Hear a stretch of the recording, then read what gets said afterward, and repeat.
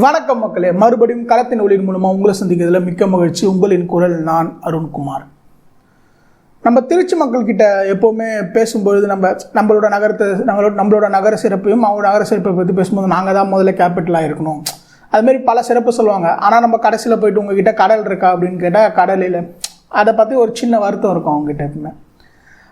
ஆனால் இன்றைக்கி இதுக்கப்புறம் அந்த வருத்தம் அவங்களுக்கு தேவையில்லை. ஏன்னா இன்றைக்கி விஜய்க்காக மக்கள் அலைக்கடல் என திருச்சியில் திருநாங்க. திருச்சி ஏர்போர்ட்டில் விஜய் சரியாக ஒரு 9:30 மணிக்கு வந்து தரையிறங்கினார் ப்ரைவேட் ஃப்ளைட்டில். அங்கிருந்து மக்கள் அலைக்கடல் என விஜயின் பிரச்சார வண்டியை பரப்புரை வண்டியை அப்படியே படகு மாரி மிதந்து மரக்கடைக்கு கொண்டு சொல்லி கிட்டத்தட்ட 5.5 மணி நேரம் ஆச்சு. அதாவது 9 கிலோமீட்டர் தூரத்தை 5 மணி நேரம் ஆச்சு கடக்கிறதுக்கு விஜயனுக்கு. இது கிட்டத்தட்ட ஒரு மினி மாநாடுன்னு சொல்லலாம், மொபைல் மாநாடுன்னு சொல்லுவாங்க இல்லையா. மொபைல்னால் நகர்ந்து கொண்டே போனால் மாநாடு எப்படி இருக்குமோ அதை மாதிரி இருந்தது. அவ்வளவு பிரம்மாண்டம், அவ்வளோ மக்கள். 50 பேர் மட்டும்தான் எம்ஜிஆர் சிலைக்கு அருகில் கூடணும் அப்படின்னு சொல்லியிருந்த பெர்மிஷன் 10:35 ஆரம்பித்து 11 மணிக்கு முடிக்கணும்னு கொடுத்த பர்மிஷன், 5 கார் மட்டும்தான் வரணுன்ற பர்மிஷன், லட்சக்கணக்கில் மக்கள் கூடியிருந்தாங்க. இதில் ரொம்ப குறிக்கத்தக்க விஷயம்னா பெண்களின் கூட்டம் வந்து அலைமோதிச்சு. அவ்வளோ பெண்கள் இந்த விஜய வரவேற்கிறதுல. விஜய் ரோட் ஷோ பண்ணக்கூடாது, நீங்கள் எட்டி பார்க்கக்கூடாது, அதெல்லாம் சொல்லிட்டாங்க. ஆனால் விஜய் ரோட் ஷோ பண்ண தேவையில்ல, தலையை வெளில காமிக்க தேவையில்ல. ஆனால் 9 கிலோமீட்டருக்கு நீளத்துக்கு மக்கள் தொடர்ந்து பின்னாடி வந்துக்கிட்டே இருந்தாங்க. இல்லை சைடில் அங்கே வீட்டின் கூரையின் மீதும் அப்புறம் கடையின் கூரையின் மீதும் நின்று பார்த்து கை காட்டி ரசித்து மக்கள் எல்லாம் அப்படியே பூரிச்சு தள்ளிட்டாங்க விஜய. இப்படி இருக்கும்போது இப்போதான் எனக்கு புரியுது, அதாவது விஜய்க்கு இவ்வளோ ரெஸ்ட்ரிக்ஷன் போலன்னா இன்னும் கூட்டம் ஏதோ ரொம்ப பயங்கரமாக வந்திருக்குமோன்னு தோணுது. ஏன்னா போலீஸ்கிட்ட கண்டிப்பாக ஏதோ ஒரு இன்டெலிஜென்ஸ் பியூரோ இருக்கு இல்லையா, அவங்ககிட்டலாம் கண்டிப்பாக ஏதோ ஒரு ரிப்போர்ட்டோ ஏதோ சர்வே இருக்கணும். அது இல்லைன்னா இவ்வளோ ரெஸ்ட்ரிக்ஷன் போட்டு வச்சுருக்க மாட்டாங்க. ஏன்னா அந்த ரிப்போர்ட் களத்தில் இருந்த ரிப்போர்ட் இருந்தால் மட்டுமே அவங்களுக்கு தெரியும் கண்டிப்பாக இவ்வளோ கூட்டம் வரும், இந்த பாதுகாப்பு ஏற்பாடு பண்ணணும் அப்படின்ட்டு. இருந்தாலும் கட்டுக்கடங்காத கூட்டம் இன்றைக்கி விஜய் பார்க்க வந்தது. அதை பார்க்கறதுக்கு ரொம்ப சந்தோஷமாக இருந்தது. ஏன்னா அந்த ஜென்சி இளைஞர்கள் இருக்காங்க இல்லையா, அவங்களோட கூட்டம் பெரிய அளவில் இருந்தது. அவங்கள அரசியல் மயப்படுத்தணும் இல்லையா, அதுக்கான முதல் ஸ்டெப்பாக இது இருக்கும் அப்படின்னு நான் நம்புகிறேன். அடுத்து விஜய் வந்து ஒரு 5.5 மணி நேரம் நல்லா பொறுமையாக நகர்வலம் வந்து ஒரு ராஜா எப்படி ஒரு நகர்வலம் வருவாரோ அது மாதிரி பொறுமையாக வந்து அந்த தேரில் வந்து கரெக்டாக அந்த மரக்கடை அருகில் வந்து ஏறி நின்னார். மக்களின் கூக்குரல் இருக்கு இல்லையா, மக்களின் அந்த உணர்ச்சியின் வெள்ளப்பெருக்கு அப்படியே ஒரு செம பாசிட்டிவாக இருந்தது. இன்னைக்கு கூட்டத்தில் செஞ்சாங்களான்னு கேட்டு ஆளும் கட்சி செஞ்சிட்டார் விஜய். அப்படி என்னென்ன பேசினாருன்னு பார்க்கலாம் வாங்க. இந்த ரோட் ஷோ, அதாவது இந்த பரப்புரை ஆரம்பிக்கிறதுக்கு முன்னாடி மக்களினுடைய எதிர்பார்ப்பு என்னவா இருந்தது முதல்ல பார்த்துருவோம். மக்களுடைய எதிர்பார்ப்பு என்ன இருந்ததுன்னா, விஜய் வந்து இந்த தொகுதி ஸ்பெசிஃபிக்காக, அதாவது தொகுதி வாரியாக பிரச்சனைகளை மக்களிடம் எடுத்து செல்வார். அப்புறம் அந்த மக்கள்கிட்ட நேராக போயிட்டு பக்கத்தில் நின்று நல்லா அவங்கக்கிட்ட உரையாடு வாய்ப்புகள் இருக்குது அப்படின்லாம் எதிர்பார்த்தாங்க. ஆனால் போலீஸோட ரெஸ்ட்ரிக்ஷனால் அதெல்லாம் பண்ண முடியல. ஆனால் இருந்தாலும் இன்றைக்கி செஞ்ச சம்பவம் இருக்கு இல்லையா, சரியான சம்பவம். இன்றைக்கி விஜய் வந்து பேசவே இல்லை. இன்றைக்கி வந்து விஜய் வந்து அந்த கூட்டத்தில் போய் பேசவே முடியல. போலீஸ் பர்மிஷனே கொடுக்கனாலும் விஜய் வந்து இதை ஒரு வெற்றியாக எடுத்துகிட்டு போயிடணும். ஏன்னா கூட்டம் அப்படிப்பட்ட ஒரு கூட்டம். ஏன்னா இந்த கூட்டம் காலையில் 6 மணிக்கு கூட ஆரம்பித்த கூட்டம், 6:30 மணிக்கு கூட ஆரம்பித்த கூட்டம் 3:30-4 மணி வரைக்கும் அங்கே இருந்தாங்க. ஆல்ரெடி பெரம்பலூரில் ஆளுங்க கூட ஆரம்பிச்சுட்டாங்க. மக்கள் வெள்ளம் அங்கே திரண்டுக்கிட்டு இருக்கு. இப்போ பெரம்பலூர்லேயும் அரியலூர்லேயும் சரி. இப்படி இருக்கும் பட்சத்தில் இங்கே வந்து இறங்கி பேச ஆரம்பிக்கிறார். எல்லாருமே திருச்சினா திருப்பு முனை அப்படின்னு சொல்லுவாங்க அப்படின்னு ஆரம்பித்து, ஏன் திருப்பு முனையாக இருந்திருக்கு, அறிஞர் அண்ணா 1956 இங்கே தான் முதல்ல போட்டிடணும்னு நினச்சாரு. அப்புறம் எம்ஜிஆர் அவர்கள் 1972 இங்கே தான் முதல் மாநாடை ஆரம்பித்தார். இதுமாரி பல பாயிண்ட்டை சொல்லி திருச்சியின் மக்களை சந்தோஷப்படுத்துகிற மாதிரி திருச்சியின் சிறப்பை சொல்லி ஆரம்பித்தார். எடுத்தோடனே சொல்லி முடிச்சுட்டு அட்டாக் யார்? வேறு யார்? நம்ம திமுக தான். இன்றைக்கி பிஜேபியில் யாருமே கிடையாது சீனில். திமுக ஆளும் கட்சியாக வச்சு செஞ்சார் இன்றைக்கி விஜய். என்னென்ன சொன்னார்? அதாவது இப்போ இந்த திருச்சியை என்ன தீமா கொண்டு வச்சுருக்காருன்னா, என்னென்ன அவங்களோட தேர்தல் அறிக்கை இருக்குல்ல, 2021 தேர்தல் அறிக்கையில் திமுக என்னென்ன சொன்னாங்க, என்னென்ன செஞ்சாங்க அப்படிங்கிறது தான் இவங்களோட தலைப்பாக இருக்கும் போல். அதில் என்னென்ன செய்யலைன்றத இப்போ மற்ற கட்சிகள் எல்லாம் சொல்லியிருக்காங்க. எடப்பாடி அவர்கள் சொல்லியிருக்காரு, பிஜேபியிலேருந்து அண்ணாமலை எல்லாருமே நீங்கள் ஒன்றுமே செய்யலை, அவன் 80% கூட செய்யலை, 20% கூட செய்யலைன்ட்டு எடுத்து வைப்பாங்களே தவிர்த்து எடுத்து ஒன்று ஒன்றா சொல்லி அடிக்கிறார். மேபி டீட்டெயில் இல்லை, ஒரு 1/2 அன் ஹவரில் என்ன சொல்ல முடியுமோ அதற்கான விஷயத்த சொல்லியிருக்காரு. எந்தெந்த விஷயத்தை பற்றி பேசியிருக்காருன்னா,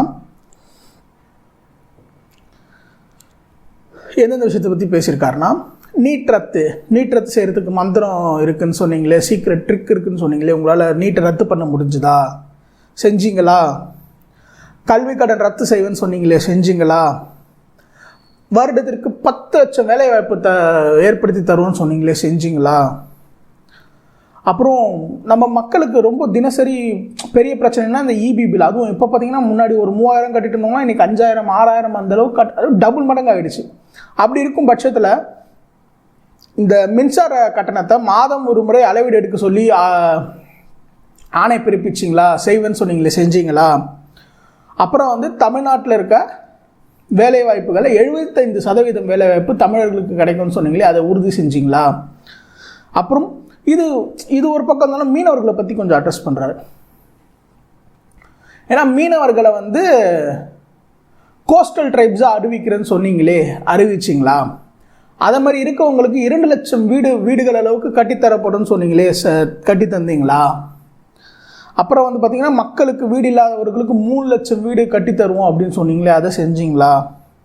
நெசவாளிகளுக்கு கூட்டுறவு சங்கத்திலேருந்து கிடைக்கிற கடனில் 12% இருந்தது வட்டி, அதை 12%லேருந்து 8% குறைக்கிறேன்னு சொன்னீங்களே, செஞ்சீங்களா? ஏன்னா இன்றைக்கி நெசவாளர்கள்லாம் மிகப்பெரிய நலிவடைஞ்ச ஒரு சொசைட்டியாக இருக்காங்க. ஏன்னா மக்கள் நிறைய பேர் மெக்கனைஸ்டு இதுக்கு போயிட்டாங்க. இங்கே ஹேண்ட்லூம் தயாரிக்கிறவங்க நெசவாளர்கள்லாம் ரொம்ப கஷ்டப்பட்டு ஒரு புடவை தயாரிக்கணும்னா கிட்டத்தட்ட ஒரு பட்டு புடவை தயாரிக்கணும்னா ஒரு 20 நாள் ஆகும். அதற்கான உள்ளீடு பொருட்களுக்கு இவங்க வட்டியை வாங்கி தான் செய்யணும். வாங்கி அவங்க வாங்கி அதை எதர் சொசைட்டியில் விற்பாங்க, அப்படி இல்லையா வேறு யாராவது கேட்குறவங்க கிட்ட விற்பாங்க. அதை விற்கிறதுக்கு ஒரு 2 மாதம் ஆகும். அது வரைக்கும் அவங்களுக்கு வட்டி, அவங்களோட வாழ்வாதாரம், இதெல்லாம் பெரிய பிரச்சனையாக இருந்துச்சு. ஸோ நெசவாளர்கள் பற்றி பேசியிருக்காரு.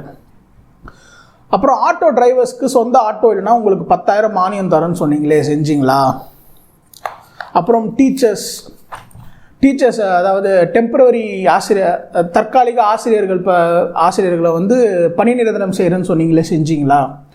3 லட்சம் பொசிஷன் வேக்கன்சி தமிழக அரசில் இருந்தது, அதை ஃபில் பண்ணிங்க. ஏன்னா இன்னைக்கு அட்மினிஸ்ட்ரேட்டிவாக பெரிய பிரச்சனைகள் தமிழ்நாட்டில் ஃபேஸ் பண்ணப்பட்டிருக்கு. ஏன்னா ஒரு லேண்டு சர்வே பண்ணோம்னா எத்தனை வாட்டி நம்ம அலையணும்னு அங்கே போய் அந்த அலைஞ்சவங்களை கேளுங்க தெரியும். ஏன்னா பல்வேறு கட்டங்களை இவங்ககிட்ட லெட்டர் கொடுக்கணும், அவங்கள ஃபாலோ பண்ணணும், ஒரே தாசில்தார் இந்த ஜமா பண்ணி, அது மாதிரி பல விஷயங்கள் ஒரே ஆள் தான் பண்ண வேண்டியிருக்கு. அப்படி இருக்கும்போது எஃபிஷியன்சியாக கவர்மெண்ட்டில் வேலை நடக்க மாட்டேங்குது. அப்படி இருக்கும் பட்சத்தில் ஒரு 3 லட்சம் பணிகாலி இடங்கள் இருக்கும்போது அதை மக்களுக்கு தந்தீங்கன்னா வேலை வாய்ப்பும் நல்லா இருந்திருக்கும்.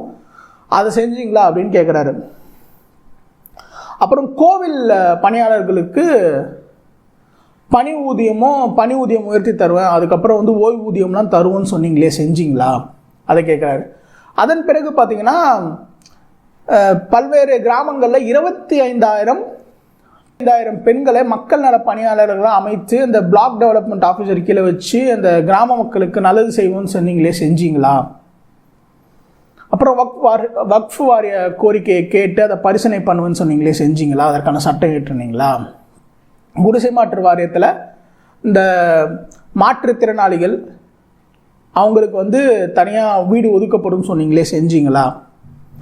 பெண்களுக்கு 1000 ரூபா கொடுத்துட்டு ஓசியில் 1000 ரூபா கொடுத்துட்டோன்னு சொல்கிறீங்களே, இது சரியா?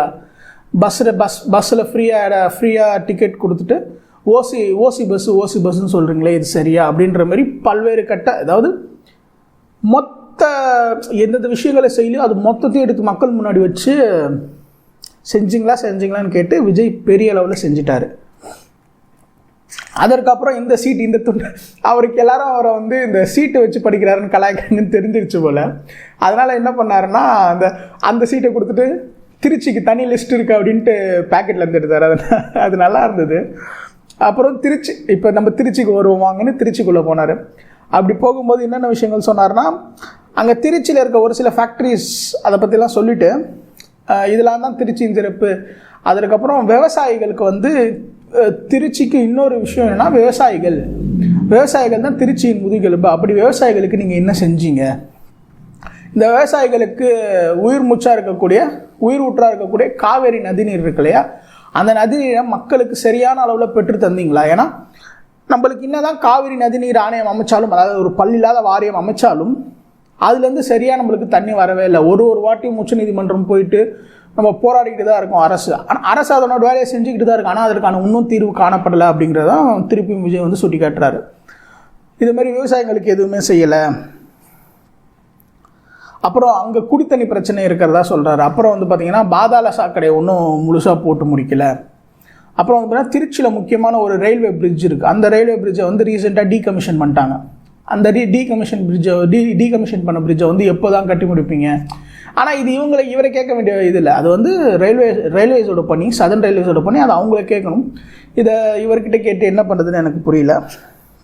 அப்புறம் முக்கியமான விஷயம், மணல் மாஃபியாவை பற்றி தொட்டுக்காரு. ஏன்னா அந்த பகுதியில் காவிரி படுகை, ஸோ மணல் வந்து ஈஸியாக டெபாசிட் ஆகும். அதை டன் கணக்கில், அதாவது லோட் யூனிட்ஸ் 1000 லோட்ஸ் கணக்கில் வந்து எடுத்து மணல் கொள்ளை வந்து கணக்கில் காட்டப்படாமல் இல்லீகலாக சாண்ட் மைனிங் நடந்துக்கிட்டு இருக்கு. அந்த மணல் கொள்ளையை பற்றி பேசினார்.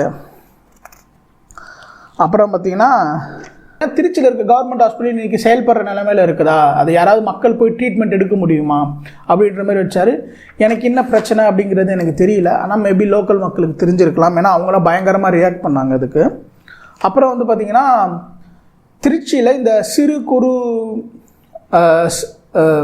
குறு தொழில் செய்கிறாங்களே, அவங்க வேலை செய்கிற இடத்துல கிரவுண்ட் வாட்டர் வந்து பயங்கரமாக பொல்யூட் ஆகிருக்கு. அதுக்கு என்ன ஸ்டெப்ஸ் எடுத்தீங்க? அப்புறம் கிட்னி திருட்டு, இது வந்து போன மாநாட்டில் நிறைய பேர் பேசணும்னு எதிர்பார்த்தாங்க. ஏன் விஜய் பேசலை? அவ்வளோ பெரிய நேரம் இருந்தது, விஜய் ஏன் பேசலை? ஏன்னா கிட்னி திருட்டில் முக்கியமான விஷயம் ஏன்னா அதில் ஒரு ரூலிங் பார்ட்டியோட எம்எல்ஏவோட சொந்தமான ஹாஸ்பிட்டல் இன்வால்வ் ஆகிருக்கு அப்படின்னு சொல்லிட்டு அதையும் எடுத்து கிரிட்டிசைஸ் பண்ணார். அதற்கு வந்து நம்ம ஹெல்த் மினிஸ்டர் மாசு இருக்கார் இல்லையா, மா சுப்பிரமணியம் அவர்கள், அவர் வந்து இது வந்து திருட்டு இல்லை, முறைகேடு அப்படின்னு சொன்னதும் ஒரு கிட்டலாம் சொல்லிட்டு போனார். அதன் பிறகு பார்த்தீங்கன்னா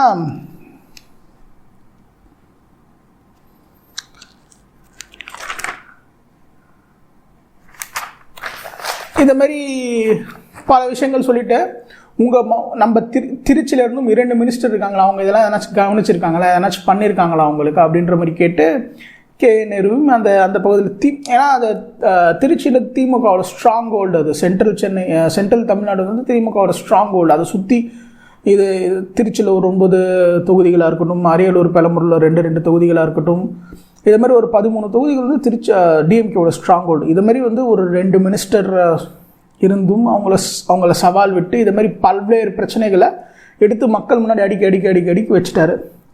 இதுலேயும் செஞ்சீங்களான்னு கேட்க மக்கள் ஆர்ப்பரிப்போட இல்லை அப்படின்னு சொன்னாங்க. புரிஞ்சிக்கக்கூடிய விஷயம்தான். அது மக்கள் கூட்டமாக இருக்கும்போது கூட்டத்தின் மனப்பான்மை மக்களுக்கு வரக்கூடியது இயல்பு தான்.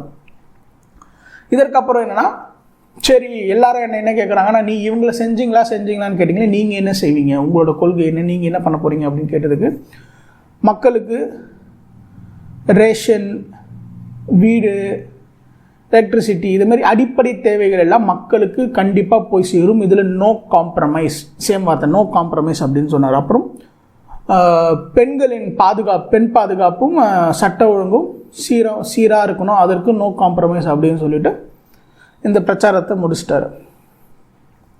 ஸோ இத்தனை நாள் பெரிய அளவில் எல்லாரும் வச்சு இந்த குற்றச்சாட்டு என்னென்னா, நீங்கள் இன்னும் மக்கள்கிட்ட கொண்டு போய் சேர்ற அரசியலை பேசலை, நீங்கள் வெறும்னா வந்து திமுகவை விமர்சிச்சுக்கிட்டு இருக்கீங்க, குடும்ப அரசியல்னு விமர்சிக்கிறீங்க, கரப்ஷன் விமர்சிக்கிறீங்களே தவிர்த்து ரியலான மக்களுக்கு இன்னும் பிரச்சனை இருக்குது,